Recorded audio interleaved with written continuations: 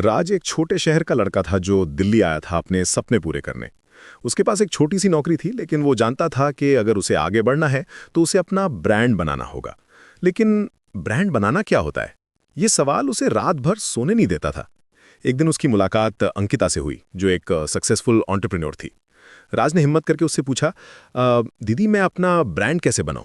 अंकिता मुस्कुराई और बोली, राज, जो ब्रांड बनाना एक कहानी लिखने जैसा है। पहले तुम्हें यह समझना होगा कि तुम कौन हो। राज को लगा जैसे किसी ने उसकी आंखों पर से पट्टी हटा दी हो। अंकिता ने समझाया, देखो, पर्सनल ब्रांडिंग का मतलब ये नहीं है कि तुम फेक बनो।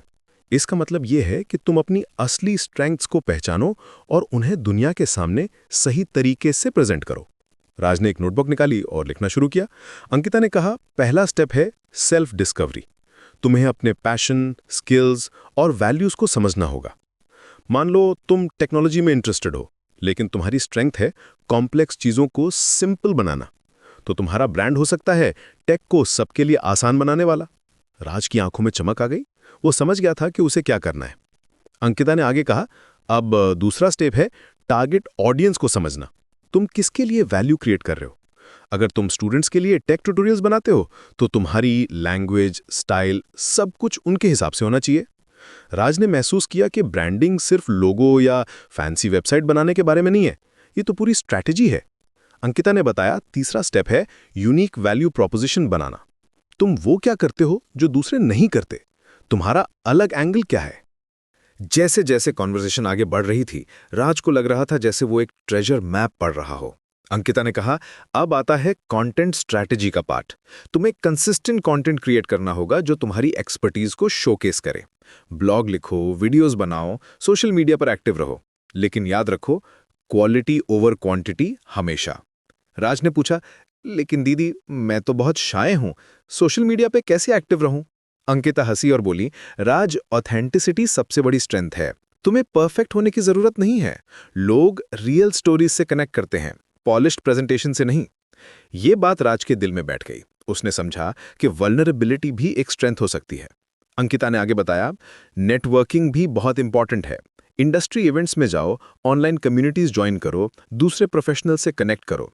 लेकिन नेटवर्किंग का मतलब सिर्फ लेना नहीं है, देना भी है। राज को लगा जैसे उसके सामने एक नया वर्ल्ड खुल रहा हो। अंकिता ने कहा, पर्सनल ब्रांड बिल्डिंग एक मैराथन है, स्प्रिंट नहीं। कंसिस्टेंसी और पेशेंस सबसे जरूरी चीजें हैं। तुम्हें हर दिन अपने ब्रांड को स्ट्रेंथन करना होगा। अंकिता ने राज को बताया कि ऑनलाइन प्रेजेंस कितनी इंपॉर्टेंट है। लिंक्डइन प्रोफाइल को ऑप्टिमाइज करो, प्रोफेशनल हेडशॉट्स लगाओ, अपनी अचीवमेंट्स को हाईलाइट करो। लेकिन सिर्फ ऑनलाइन प्रेजेंस काफी नहीं है, ऑफलाइन भी तुम्हें अपने ब्रांड को रिप्रेजेंट करना होगा। राज ने पूछा, ऑफलाइन मतलब? अंकिता ने समझाया, तुम्हारा बिहेवियर, तुम्हारा कम्युनिकेशन स्टाइल, तुम्हारा ड्रेस सेंस, सब कुछ तुम्हारे ब्रांड का पार्ट है। जब तुम किसी मीटिंग में जाते हो या कोई प्रेजेंटेशन देते हो, तो तुम अपने ब्रांड को रिप्रेजेंट कर रहे होते हो। राज को एहसास हुआ कि ब्रांडिंग सिर्फ मार्केटिंग का गेम नहीं है, ये तो लाइफस्टाइल है। अंकिता ने कहा, फीडबैक लेना भी बहुत जरूरी है। अपने मेंटोर्स से, कॉलीग्स से, क्लाइंट से पूछो कि वो तुम्हें कैसे परसीव करते हैं। समटाइम्स हमारा सेल्फ परसेप्शन और दूसरों का परसेप्शन अलग होता है। जैसे जैसे शाम हो रही थी, राज का कॉन्फिडेंस बढ़ता जा रहा था। अंकिता ने अंत में कहा, राज, याद रखो कि पर्सनल ब्रांड बिल्डिंग एक कंटिन्यूअस प्रोसेस है। मार्केट चेंज होता रहता है, ट्रेंड्स चेंज होते रहते हैं। तुम्हें भी अडैप्ट करना होगा, लेकिन अपनी कोर वैल्यूज को कॉम्प्रोमाइज नहीं करना होगा। राज ने अंकिता का शुक्रिया अदा किया और घर जाते समय सोच रहा था कि कल से वो अपनी ब्रांड बिल्डिंग जर्नी शुरू करेगा। उसे पता था कि यह आसान नहीं होगा, लेकिन अब उसके पास एक क्लियर रोड मैप था।